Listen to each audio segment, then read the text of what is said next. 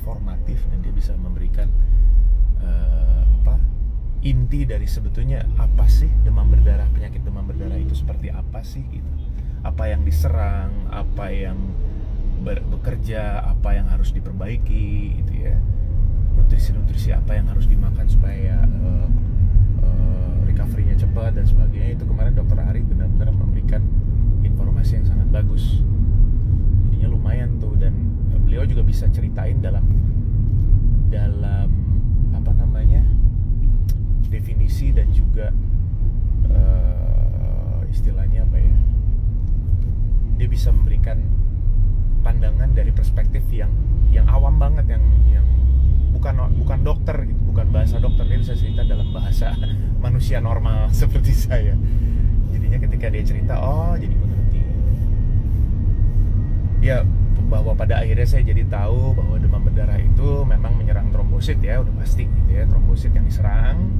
Tapi juga dari akibat trombosit itu banyak jadinya organ lain yang bekerja, dan termasuk yang paling berat adalah hati, liver ya. Jadi ketika sembuh memang bukan hanya kenaikan trombosit aja yang dilihat, tapi juga kenaikan leukosit ya.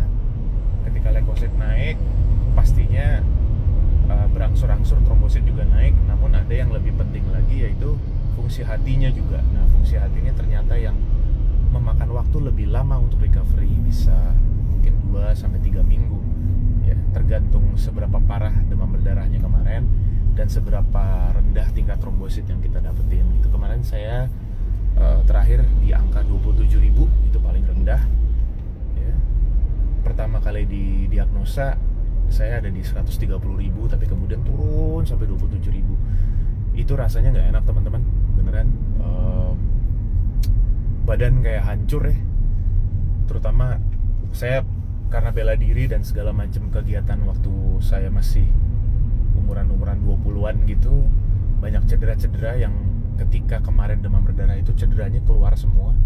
Berasa banget itu sakit semua gitu ya, badan kayak rontok ya. Belum lagi mulut rasanya pahit, jadi kalau mau makan apa-apa nggak ada rasanya, nggak ada yang enak. Satu-satunya makanan yang bisa saya digest, saya cerna dengan baik di mulut ya, itu kemarin cuman kurma doang ya. Sisanya baru masuk sebentar udah buang, karena nggak ada rasa dan benar-benar bikin kesel gitu, sampai bikin kesel. Karena di satu sisi saya pengen makan, saya pengen menikmati itu, tapi nggak bisa gitu. Kesel jadi. Nah, cuman kan kalau makan kurma terus juga kan nggak enak ya. Gitu. Jadi hati-hati ya, terutama buat teman-teman yang tadi saya lupa, tadi kelewat saya mau ngomong itu.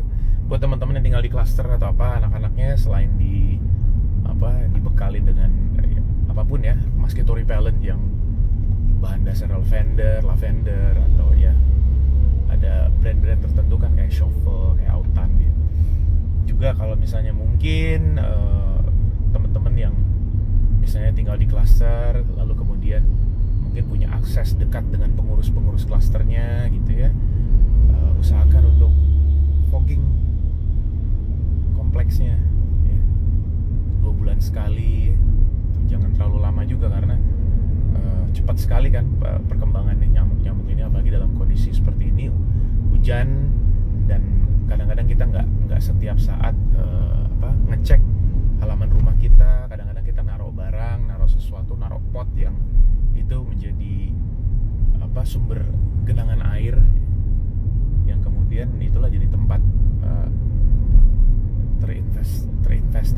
terinvested oleh jentik gitu. Jadi tolong diperhatiin, karena sekali lagi kalau udah kena demam berdarah itu nggak enak banget, males.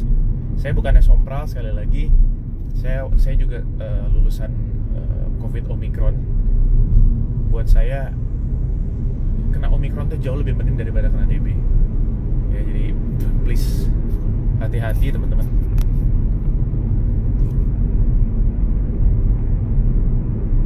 Kemarin juga kayaknya nyamuknya cukup sigap ya melihat kondisi saya. Dia tahu kayaknya, wah si ini si botak lagi kecapean nih gitu.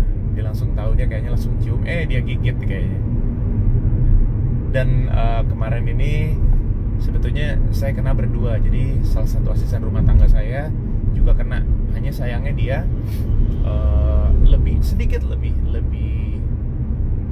berat karena ternyata setelah dicek dia ada gejala tifusnya juga.